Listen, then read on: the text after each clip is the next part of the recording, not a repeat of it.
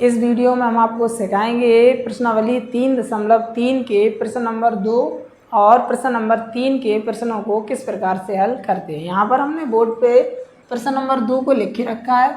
तो प्रश्न नंबर 2 में बोला गया है कि 2x + 3y = 11 और 2x - 4y = -24 को हल कीजिए और इससे m का मान ज्ञात कीजिए जिसके लिए y = mx + 3 हो। तो सबसे पहले इस प्रश्न को हल करने के लिए क्या करना पड़ेगा, इन दोनों समीकरणों को आपको हल करना पड़ेगा। तो यहाँ पर हम लिखते हैं दिए गए समीकरण निम्न हैं। कौन कौन से दिए गए, ये और ये। तो यहाँ लिख दिया 2x + 3y = 11, इसका नाम दे दिया हमने 1। और दूसरा समीकरण आपका कितना है, 2x - 4y = -24। ठीक, अब इन दोनों रैखिक जो समीकरण दिए गए इनको आप सॉल्व करेंगे। यहाँ पर हम प्रतिस्थापन विधि से इन दोनों रैखिक समीकरणों को हल करके बता रहे हैं। ठीक है, क्योंकि आपका जो चैप्टर चल रहा है वो अभी प्रतिस्थापन विधि का चल रहा है। तो प्रतिस्थापन विधि में क्या होता था, प्रतिस्थापन विधि में करते ये थे कि दो रैखिक समीकरण दिए जाते थे हमें और किसी एक समीकरण से किसी एक चर का मान ज्ञात करते थे और उस चर का मान हम जैसे 1 से ज्ञात करते थे तो समीकरण 2 में लिख देते थे और 2 से ज्ञात करते थे तो समीकरण 1 में रख देते थे उसका मान। तो यहाँ पर हम करते हैं समीकरण 2 से हम x का मान ज्ञात कर रहे हैं तो आप क्या करेंगे, y को इधर भेज देंगे। अब यहाँ पर y जो है वो माइनस का इधर भेज देंगे तो किसका हो जाएगा, प्लस का। यानी कि 4y इधर माइनस के थे, इधर भेज दिए हमने, किसके हो गए, प्लस के। -24 लिखे थे, -24 वैसे के वैसे। ठीक है, चलो अब यहाँ पर हमने देखा x के गुणा में कितने चल रहे हैं, 2, इधर भेज देंगे, किस में हो जाएंगे, भाग में। ये लोग भाग में आ गए। अब आप क्या करेंगे, ये 2 जो है इसके बटे में भी लिखे गए हैं और इसके बटे में भी लिखे गए हैं तो आप भाग दे दो, इसमें 2 का इसमें भी भाग दे दो और 2 का इसमें भी भाग। बीच में माइनस चल रहा है, माइनस का माइनस। 2 का इसमें भाग दिया, कितना आ गया, 2y। 2 का इसमें भाग दिया, कितना आ गया, -12। इसे नाम दे देते हैं समीकरण 3। अब हमने ये x का जो मान ज्ञात किया है, किससे किया है, समीकरण 2 से। तो इस x का मान किस में रखेंगे, समीकरण 1 में। यदि आप समीकरण 1 से इसका मान पता करते तो समीकरण 2 में लिखते इसका मान। ठीक है, यहाँ पर हमने समीकरण 2 से x का मान पता किया है तो इस मान को हम किस में रखेंगे, समीकरण 1 में। तो लिखते हैं x का मान समीकरण 1 में रखने पर। ठीक है, अब समीकरण 1 में जहाँ जहाँ हमें x लिखा मिलेगा वहाँ वहाँ हम इतना लिख देंगे। तो समीकरण 1 में देखते हैं 2, ठीक है, गुणा में x चल रहा है, x की जगह पे ये लिखेंगे, यहाँ पर हम ब्रैकेट लगा दे रहे हैं तो ये क्या लिखेंगे, 2y - 12। ठीक है, प्लस के 3y लिखे गए हैं, प्लस के 3y बराबर में 11 चल रहे हैं तो बराबर में 11 लिखें। ठीक है, अब आप क्या करेंगे, इस 2 का इस ब्रैकेट के अंदर गुणा, इस 2 का इसमें गुणा किया, कितना आ गया, 4y। इस 2 का इसमें गुणा किया, कितना आ गया, 24। और प्लस के चल रहे थे 3, प्लस के 3y वैसे के वैसे। ठीक है, बराबर में 11 थे, बराबर में 11। अब यहाँ पर हम देख रहे हैं कि 3y प्लस के हैं और 4y भी प्लस के हैं तो ये y और ये y जुड़ जाएंगे, कितने हो जाएंगे, 7y। ये -24 थे, हमने इधर भेज दिए, किसके हो गए, प्लस के। और प्लस के 11 चल ही रहे थे। ठीक है, चलो इन दोनों को ऐड कर दिया यानी जोड़ दिया, कितना आ गया, 35। और यहाँ पर चल रहे हैं 7y।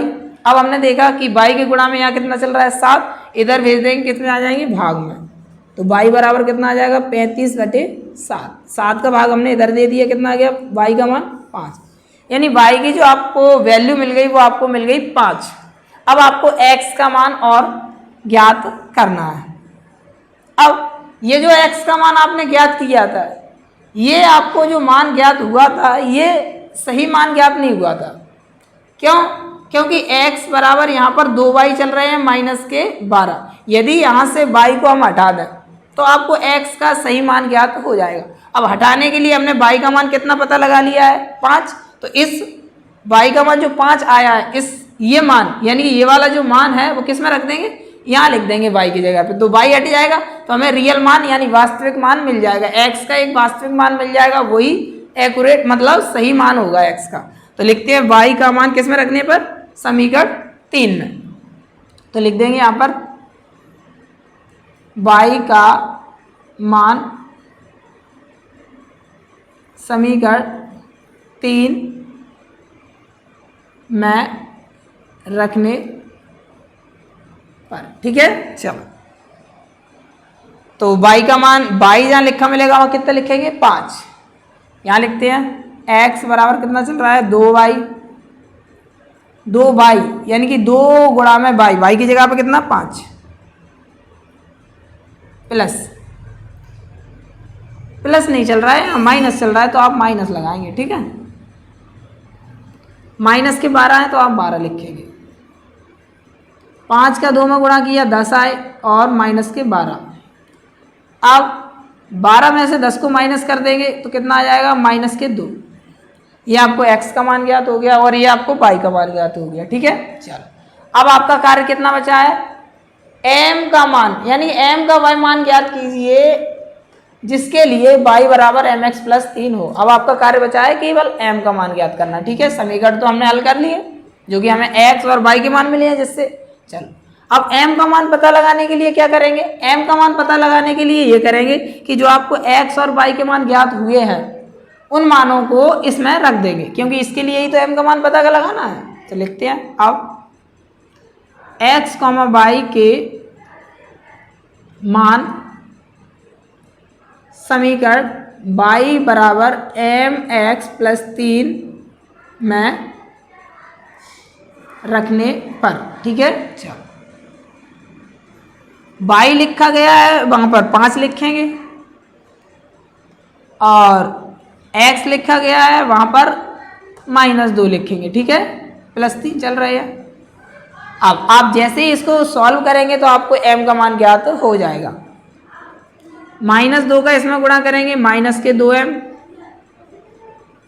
अब m वाला जो पद है वो इधर भेज देंगे और जो 5 प्लस के चल रहे हैं वो इधर भेज देंगे, यानी कि माइनस के 2m चल रहे थे वो आपने इधर भेजे, कितने किसके हो गए प्लस के, और जो प्लस के चल रहे थे 5 इधर भेज दिए किसके हो गए माइनस के, यानी कि माइनस के हो गए 5 और प्लस के 3 इधर चल रहे हैं। अब 5 में से 3 को माइनस कर दिया कितना आ गया 2। m बराबर फाइनल वैल्यू कितनी आ गई, ये गुणा में इधर आ जाएगा, क्या में हो जाएगा भाग में।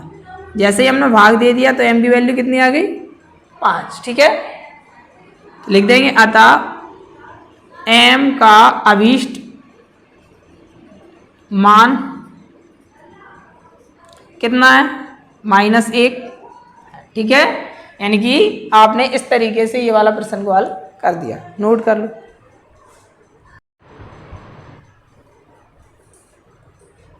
अगला प्रश्न नंबर 3 है। तो प्रश्न नंबर 3 में बोला गया है कि निम्न समस्याओं में रैखिक समीकरण युग्म बनाएं और उनके हल प्रतिस्थापन विधि द्वारा ज्ञात कीजिए।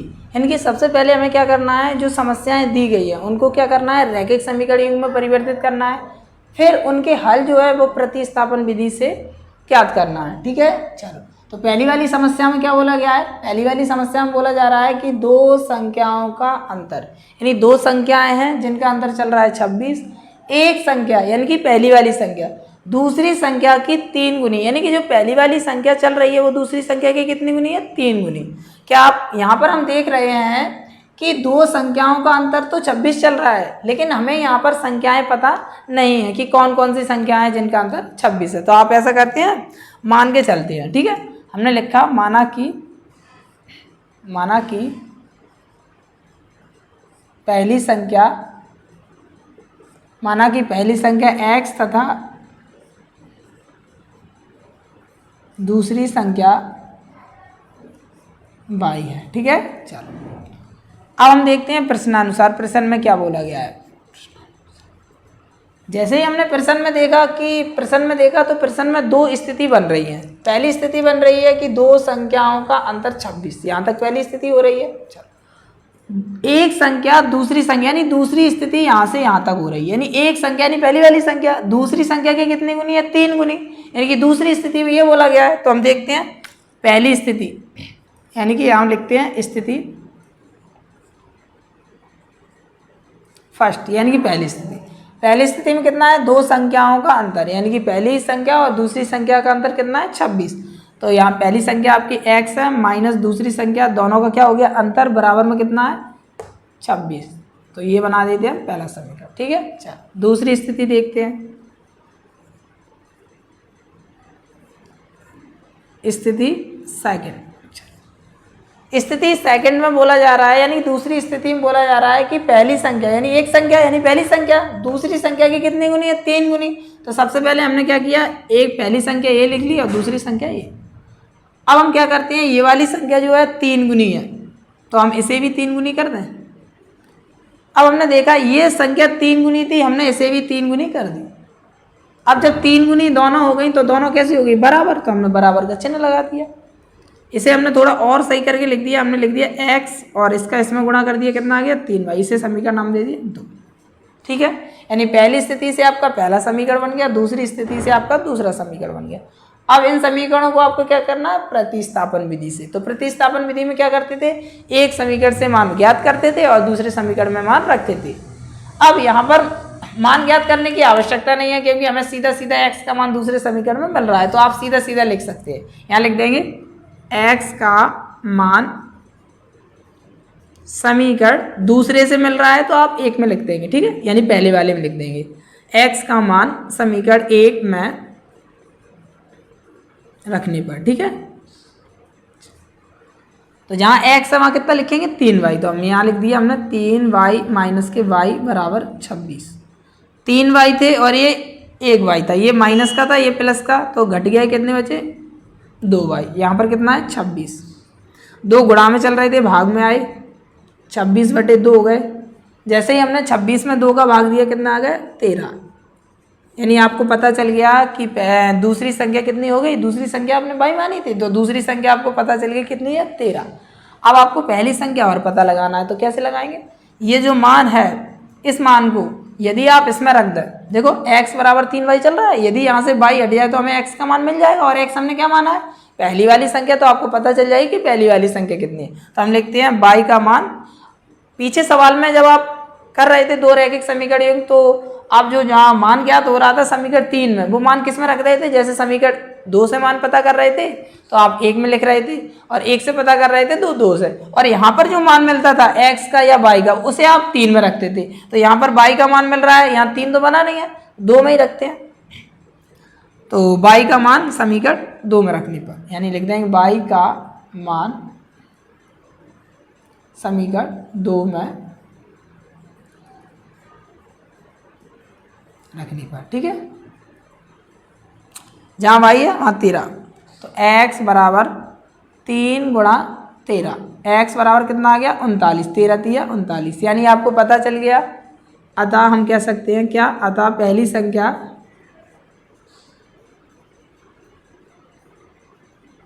उनतालीस और दूसरी संख्या आपकी कितनी हो जाएगी? 13, ठीक है। इस तरीके से आपने पहली समस्या का हल पता लगा लिया कि दो संख्याएं कौन सी हैं जिनका अंतर कितना है? 26। आप चेक करो तो चेक भी कर सकते हैं। देखो दोनों संख्याओं का अंतर कितना चल रहा था? 26।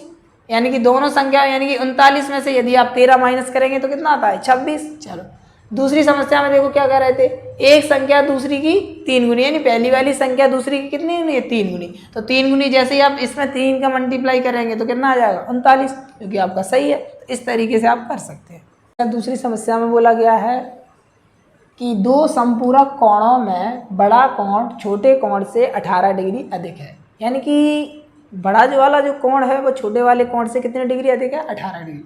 अब आपको ज्ञात करना है कि वे दोनों कोण हैं कौन से। तो सबसे पहले इस समस्या को हल करने से पहले हम ये जान लेते हैं कि संपूरक कोण होते क्या हैं।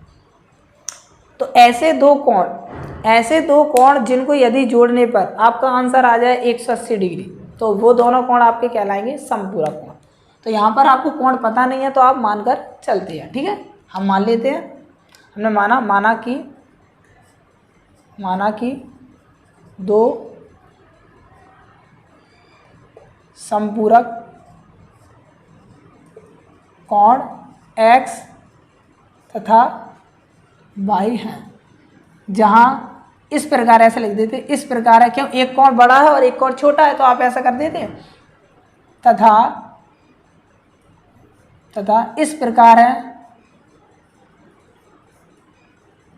किस प्रकार है कि एक बड़ा है यानी x हमने बड़ा कर दिया और y कैसा है, छोटा है, यानी कि x कोण बड़ा है और y कैसा है, छोटा है। चलो ठीक है। अब थोड़ी देर पहले, अभी हमने थोड़ी देर पहले बताया था कि ऐसे दो कोण जिनको जोड़ने पर 180 डिग्री आंसर आ जाता है, तो वो दोनों कोण कैसे कहलाते हैं, समपूरक कोण। तो ये दोनों कोण आपको पता चल गया ना, ये दोनों कोण कैसे हैं, समपूरक है, तो इनको जोड़ने पर कितना आना चाहिए, 180 डिग्री। तो हम यहाँ लिख सकते हैं, इसलिए क्या, x प्लस y, इनको जोड़ेंगे तो कितना आएगा, 180 डिग्री। तो इसे बना दिया हमने समीकरण 1। ठीक है। अब हम देखते हैं प्रश्न में क्या बोला गया है। प्रश्नानुसार प्रश्न में बोला जा रहा है कि बड़ा कोण जो है वो छोटे कोण से 18 डिग्री अधिक है। अधिक का मतलब ज़्यादा है। ठीक है। तो एक तरफ लिख दिया हमने बड़ा कोण और एक तरफ लिख दिया छोटा कोण। ठीक है। ये वाला कोण कितने डिग्री अधिक है, 18 डिग्री। ये कोण 18 डिग्री ये अधिक है, किन से, इनसे, यानी कि ये आपका बड़ा है और ये आपका छोटा है। तो ये वाला जो कोण है वो कितने डिग्री अधिक है, 18 डिग्री। यदि हम इसमें 18 अधिक कर दें, अब आप कहेंगे क्या कि ये वाला कोण 18 डिग्री है, ये भी तो 18 डिग्री है, क्यों अधिक, अभी थोड़ी देर पहले ही हमने किया है, इसमें 18 जोड़, तो ये भी तो 18 डिग्री अधिक हो गया।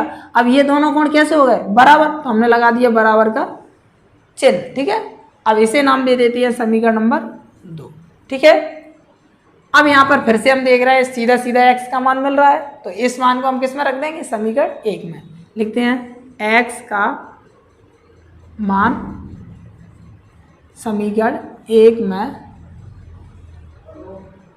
रखने पर, ठीक है, x की जगह पर कितना लिख देंगे, ये ब्रैकेट y प्लस 18 प्लस के y अलग है बराबर 180। इनको और इनको जोड़ा 2y, 18 प्लस के थे इधर भेज दिए, काय के हो गए माइनस के।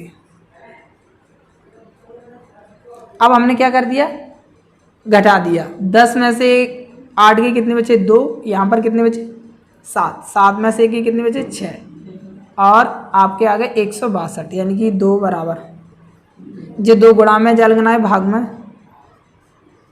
भाग दे दिए, कितना आ गया 8 1, यानी कि 81। y का मान कितना मिल गया, 81। चलो ठीक है। अब आप किसका मान पता लगाएंगे, x का। x का मान कैसे, x का मान ये आपको सही पता नहीं था, तो आप क्या कर देंगे, यदि यहाँ पर y हट जाए तो आपको x का मान सही मिल जाएगा।